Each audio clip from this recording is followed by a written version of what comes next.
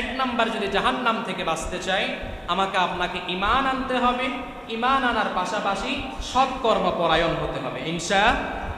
ঈমান এনেছি, ঈমান আনার পর আমি সৎকর্ম করি না, আমি অসৎকর্ম করি, আমি জাহান্নামে নিক্ষিপ্ত হব।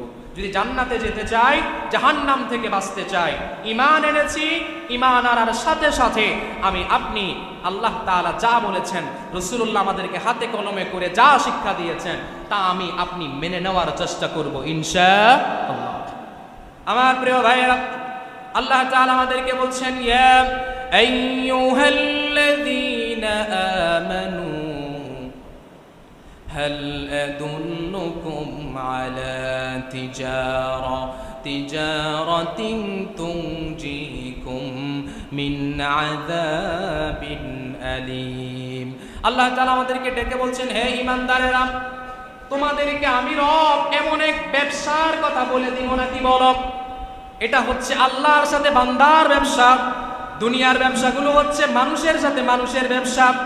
আর আল্লাহ তাআলা আমাকে আপনাকে এমন একটা ব্যবসার কথা বলছেন, যেই ব্যবসার মধ্যে কখনো লস হবে না, যেই ব্যবসার মধ্যে কখনো লস হবে না, লোকসান হবে না। আল্লাহ বললেন, আমি কি তোমাদেরকে এমন একটা ব্যবসার কথা বলে দিব না?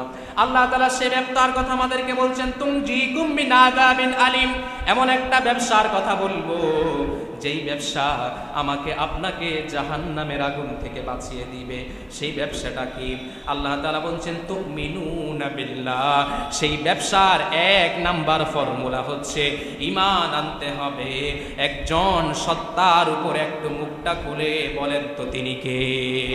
ওয়া তুজাহি ওয়া রাসূলি, তুমিনুনা বিল্লাহ ওয়া রাসূলি। এক নাম্বার আল্লাহর প্রতি ঈমান আনতে হবে। দুই নাম্বার নবী মুহাম্মদুর রাসূলুল্লাহর প্রতি বিশ্বাস স্থাপন করতে হবে। আর তিন নাম্বারে হচ্ছে ওয়া তুজাহিদুনা ফি সাবিলিল্লাহ, আল্লাহর রাস্তায় জিহাদ করতে হবে। এই তিনটা কাজ যারা করবে, যে জিহাদটা আল্লাহর রাস্তায় করবে, সেখানের মধ্যে বিআমওয়ালিকুম ওয়া আনফুসিকুম, মালও দিবে জিহাদকারী ব্যক্তির পক্ষ থেকে, জীবনও দিবে জিহাদকারী ব্যক্তি নিজে। অতএব তিনটা কাজ যে ব্যক্তি করতে পারবে, এক নাম্বারে আল্লাহর প্রতি বিশ্বাস করতে হবে, দুই নাম্বারে রাসূলের প্রতি বিশ্বাস করতে হবে, তিন নাম্বারে আল্লাহর জমিনে আল্লাহর দ্বীনকে বাস্তবায়ন করার জন্য নিজের সম্পদ দিয়ে, নিজের তাজা রক্তকে যারা বিলিয়ে দিতে পারবে, আল্লাহর কোরআনের আয়াত দিয়ে আল্লাহ ঘোষণা করছেন, যালিকুম খায়রুল লাকুম। এই তিন ধরনের ব্যক্তি কেবল সফল কাম বান্দাদের অন্তর্ভুক্ত হয়ে গেছে। সুবহানাল্লাহ পড়েন। আমার প্রিয় ভাইয়েরা, এই জিহাদ করবেন ক্ষমতার লোভে নয়, এই জিহাদ হবে আল্লাহর জন্য। এই জিহাদ ক্ষমতার মসনদ দখল করার জন্য নয়। এই জিহাদের মূল ফর্মুলা হবে আল্লাহর জমিনে আল্লাহর দ্বীনকে বাস্তবায়ন করার জন্য। তাহলে সেটাই জিহাদ। ক্ষমতা দখল করার জন্য যদি আপনি সমস্ত তাণ্ডব পরিচালনা করেন, আর আপনি যদি বলেন এটা জিহাদি কায়দা, না, এটা মানুষকে কষ্ট দিয়ে এটা জিহাদি কায়দা হতে পারে না। আসলে বলবো কি, আমরা যখন আজকেও মাহফিল ফরিদশরীফ, তো আমরা যখন মাহফিলে যাই তখন হঠাৎ করে আমাদেরকে প্রশ্ন করে যে, হুজুর আপনি কোন দলের? আপনি কোন দলের? আপনার দলটা একটু আমাদেরকে বলেন। তখন আমি তাদেরকে দ্ব্যর্থ কণ্ঠে বলি, যাদেরকে মিম্বারের আমানত দেওয়া হয়েছে, যারা মিম্বারে বসে কথা বলে, তাদের দল কোনো দল থাকতে পারে না। তাদের দল, তাদের মালিক হচ্ছে আল্লাহ, তাদের অনুসরণীয় ব্যক্তি হচ্ছে নবী মুহাম্মদুর রাসূলুল্লাহ, আর তাদের দলের নাম হচ্ছে একটা, হুয়া সাম্মাকুমুল মুসলিমিন। আমাদের দলের নাম হচ্ছে আমরা মুসলমান। ঠিক কিনা বলেন? আপনি মিম্বারের দায়িত্ব নিয়েছেন, আপনি যদি বাংলাদেশে বিরাজমান যত দল আছে, আপনি যদি কোনো দলের দিকে ডাইভার্ট হয়ে যান, তখন আপনি দলের পক্ষ হয়ে কথা বলবেন। আপনি দলের পক্ষ হয়ে কথা বলার জন্য আপনি কোরআন এবং হাদিসের অনেকগুলো কথা আপনি গোপন করে রাখবেন। আর আপনি যদি কোনো দল না করেন, বাংলাদেশে যত দল আছে সমস্ত দল যদি আপনি বাদ দিয়ে আপনি আল্লাহ এবং তার রসুলের দিকে যদি মানুষদেরকে আহ্বান করেন, তাহলে দেখবেন আপনার কথা মানুষ শুনবে, আর মানুষ সঠিক পথের দিশা পাবে, আর মানুষরা জান্নাতে যেতে পারবে। কথা ঠিক কিনা বলেন আমার প্রিয় ভাইয়েরা? অতএব আমাদেরকে বুঝতে হবে, আমরা দুনিয়াতে অনেক দল করেন। এখন অনেকে বলে আমরা ইসলামী দল। ইসলামী দল বলছে, আমি বাংলাদেশে যত ইসলামী দল আছে, কোন ইসলামী দলের মধ্যে আমি রাষ্ট্রের মধ্যে যে খেলাফত প্রতিষ্ঠা আমরা দেখি না। তাহলে এখন আপনারা প্রশ্ন করতে পারবেন, হুজুর আপনি তো এখন বলেই দিলেন আপনি রাজনীতি করেন না। কে বলছে আমি রাজনীতি করি? আমি রাজনীতি করি। যেটা রাসূলুল্লাহ করেছেন সেই রাজনীতি আমি অবশ্যই করব।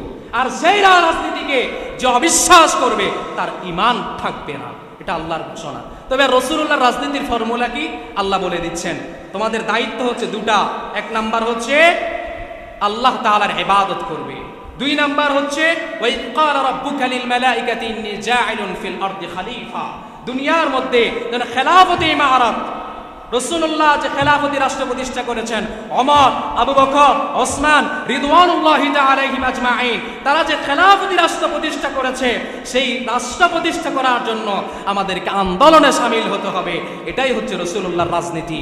আর যত রাজনীতি আছে সবগুলো হচ্ছে ক্ষমতা দখল করার রাজনীতি। আমি মনে করি কোন আলেম সেখানের মধ্যে সম্পৃক্ত হতে পারে না। যদি সম্পৃক্ত হয়ে যায় তাহলে কোরআনের হক কথাগুলো তার মুখ দিয়ে বের হবে না, কারণ তার মাথাটা বিক্রি হয়ে যাবে। আমাদের মাথাও বিক্রি, আমাদের মাথাকেও কিনতে চায়, দরকার নাই। আমাদের মাথা বিক্রি করেছে কার কাছে?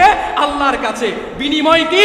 জান্নাত। আল্লাহ আপনি জান্নাত দিবেন, জান্নাতের বিনিময়ে আমাদের মাথা আল্লাহর কাছে আমরা বিক্রি করে দিব ইনশাআল্লাহ। প্রিয় ভাইয়েরা, তাহলে আমরা বললাম যদি জান্নাতে যেতে হয় আমাদেরকে এক নাম্বার যে দায়িত্ব সেটা হচ্ছে ঈমান আনতে হবে। ঈমান আনার সাথে সাথে আমাকে আপনাকে সৎ কর্ম করতে হবে। এই বিষয়ে অনেকগুলো আয়াত আছে, আর একটা আয়াত আপনাদেরকে শোনাই। আল্লাহ তাআলা বলছেন ওয়াকুলিল হাক্কু মির রাব্বিকুম ফামান শাআ ফালইউমিন ওয়া মান শাআ ফালইয়াকফুর ইন্না আ'তাদনা লিয-যালিমিনা নারা। আল্লাহ তাআলা বলছেন আমার পক্ষ থেকে হক এসেছে, আমার পক্ষ থেকে সত্যটা এসেছে। এবার কে মানবে কে মানবে না এটা তার ব্যক্তিগত বিষয়। এবার যদি না মানে তার অবস্থা কেমন হবে? ইন্না আ'তাদনা লিয-যালিমিনা নারা, যারা আমি রবের কথা মানবে না তারা হচ্ছে জালেম, আর জালেমদের আবাসস্থল হচ্ছে জাহান্নাম ঘোষণা করেছেন কে?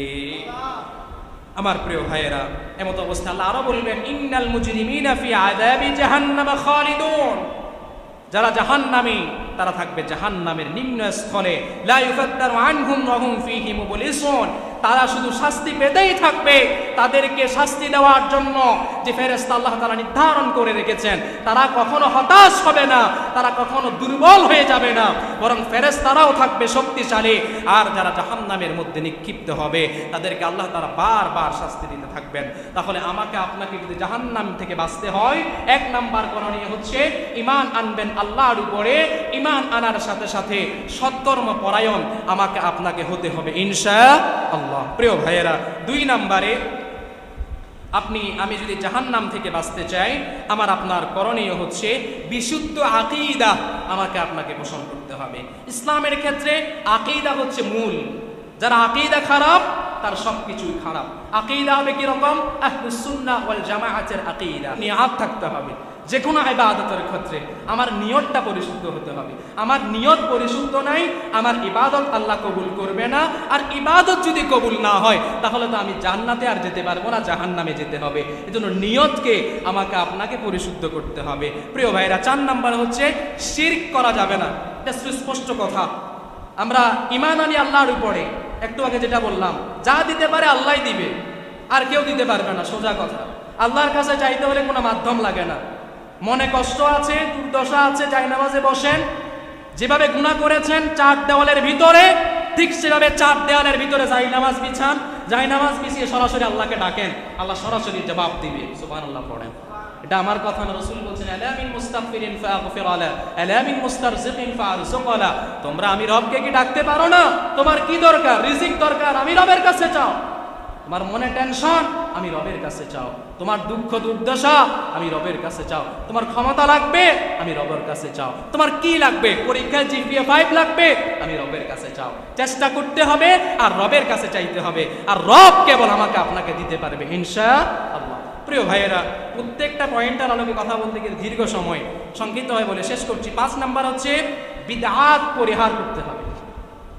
বিদআত পরিহার করতে হবে, এটার দিকে আমাদের দিকে খুব বেশি ভালো নজর রাখতে হবে। বিদআত কি কি আমরা সবাই জানি, কিন্তু আমি আপনি 100 টাকা আর 200 টাকার লোভে বিদআতের মধ্যে পড়ে যাই। বিদআত সম্পর্কে আমাকে আপনাকে সম্পূর্ণভাবে সতর্ক থাকতে হবে, কারণ কুল্লু বিদআতিন দালালা, যত বিদআত আছে সমস্ত বিদআত হচ্ছে গোমরাহি। যে ব্যক্তি বিদআত করে সে ব্যক্তি গোমরাহ হয়ে যায়, সে ব্যক্তি ঈমান হারা হয়ে যায়। এজন্য ঈমানকে মজবুত রাখার জন্য আমাকে আপনাকে বিদআত সম্পূর্ণভাবে পরিহার করতে হবে। 6 নম্বরে হচ্ছে ফরজ ইবাদত যেগুলো আছে সেগুলো আমাকে আপনাকে যথাযথভাবে খুশুর সাথে পালন করতে হবে।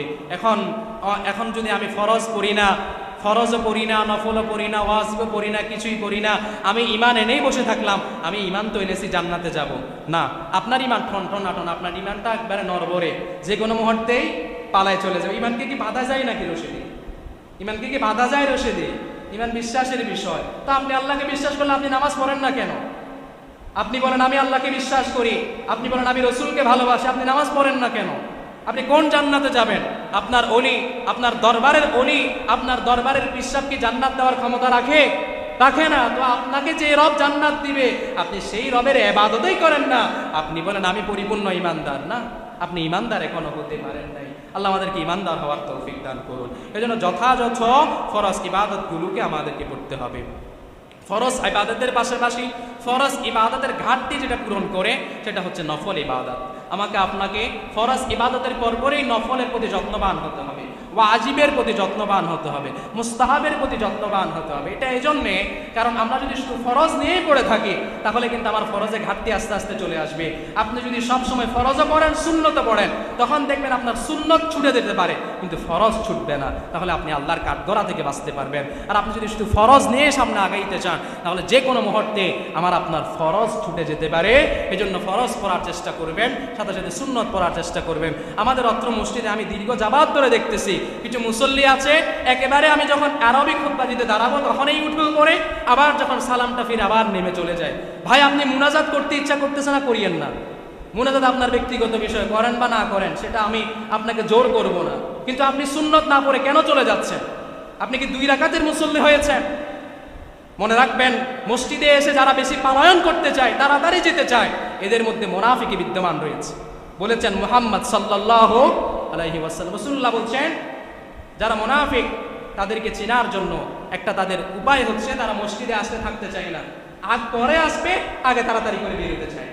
এমন চরিত্র যারা আছে তারা আজকে থেকে পরিহার করেন, না হলে কিন্তু মুনাফিকদের অন্তর্ভুক্ত হয়ে যাবেন। মসজিদে আসছেন, আপনি সেখানে বিশ্রাম করেন। মসজিদে আসছেন, আপনি মনের কথাগুলো আল্লাহকে বলেন। আল্লাহ কি শুনতে চায়, আল্লাহ কি বলতে চায় বলবার চেষ্টা করবেন ইনশাআল্লাহ। তবে একান্তই অনেকের অসুস্থতা থাকতে পারে, সেটা ভিন্ন কথা। যারা অসুস্থ আছে আল্লাহ তাদেরকে অসুস্থ দান করুক, বলেন আমিন। প্রিয় ভাইয়েরা, 7 নম্বরে আমরা বললাম নফল ইবাদত আমাদেরকে বাড়াতে হবে। 8 নম্বরে হচ্ছে জান্নাতে যাওয়ার জন্য কম বেশি আমাদেরকে দানের প্রতি উদ্বুদ্ধ হতে হবে। অধিক পরিমাণ দান করেন। মসজিদে আসছেন, আপনি যদি আপনি যদি প্রত্যেক জুমাতে 100 টাকা দেন তাহলে আপনার প্রত্যেক মাসে মাত্র 400 টাকা খরচ হয়। আপনি সেক্ষেত্রে আপনি জুমাতে আসেন, মাত্র 10 টাকা দেন, তাহলে আপনি পুরো মাসে দেন 40 টাকা। ও আমার প্রিয় ভাইয়েরা, আল্লাহ তাআলাকে খুশি করার জন্য দান করতেছেন, করেন। আমি দান করতেছি কেন? আমার বিপদ যেন কেটে যায়। আমি দান করতেছি কেন? আমার দানের সওয়াব যেন আমার মা বাবার কবরে যায়। আপনার মা বাপ মারা গেছে, আপনার মা বাপ কবরে শুয়ে শুয়ে তাকিয়ে আছে, রাসূলের সুস্পষ্ট হাদিস। রাসূল বলছেন মানুষ মারা যাওয়ার পরে সবকিছু বন্ধ হয়ে যায়, তবে 3টা জিনিস দাঁড়িয়ে থাকে। ইযা মাতাল ইনসানু ইনকাতা আনহু আমালুহু ইল্লা মিন সালাসাতিন জারিয়াতিন ওয়া ইলমুন ইনতাফা বিহি ওয়া ওয়ালাদুন সালিহুন ইয়াদউ লা। নেক সন্তান যখন কিছু দোয়া করে, কিছু দান করে, সেটা মা বাবার কবরে সরাসরি যায়। আপনার মা মারা গেছে, আপনি মাকে বা মালটা ফ্রুট কবরের উপর রেখে আসলে কি মা বাপ খেয়ে ফেলবে? তাই তো। কবরের উপর যদি মার কবরের উপর ফুল দেন মা খুব খুশি হবে, তাই তো। মার কবরের উপর যদি দেওয়াল দেন মা খুব খুশি হবে, তাই তো। মার দেওয়ালের উপরে লাইট লাগাই দিলেন মা বাপ খুব খুশি হয়ে যাবে না? না। আপনি মাজারের উপরে 1000 লাইট লাগাইতে পারেন, কিন্তু নিচে আপনি 1 ফোঁটাও আলো ঢুকানোর ক্ষমতা কোন মানব জাতির নাই। কথা ঠিক কিনা বলেন? অতএব আমাদেরকে বিশ্বাস রাখতে হবে, মা মারা গেছে কবরের দিকে তাকিয়ে আছে আমাদের দিকে, বাবা মারা গেছে তাকিয়ে আছে। প্রত্যেক জুমাতে অন্তত আমার সামর্থ্য আছে, সামর্থ্য না থাকলে ভিন্ন কথা, সামর্থ্য আছে অন্তত প্রত্যেক জুমাতে 100 টাকা হলে দেওয়ার চেষ্টা করেন। আল্লাহ তাআলা আমাদেরকে বেশি করে করে আমাকে সহ দান করার তৌফিক দান করুন, বলেন আমিন। 9 নম্বরে যেটা বলতে চাই সেটা হচ্ছে আমাকে আপনাকে জান্নাতে যাওয়ার জন্য জাহান্নামের ভয়ে আল্লাহর দরবারে বেশি করে করে কাঁদতে হবে।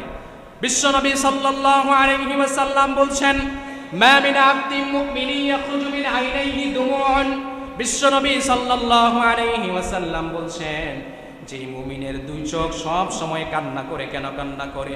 ওয়াইন কানা মিথলার রাসিজ যুবাবি মিন খাশিয়াতিল্লাহ, আল্লাহ তাআলার ভয়ে যেই ব্যক্তির দুই চোখ কান্না করে, অতঃপর সুম্মা তুসিবু শাইআন মিন হুররি ওয়াজহি ইল্লা হারামাহুল্লাহু আলান নার, বিশ্বনবী ঘোষণা করছেন আল্লাহ তাআলা ওই দুই চোখের জন্য জাহান্নামের আগুনকে হারাম করে দিবে।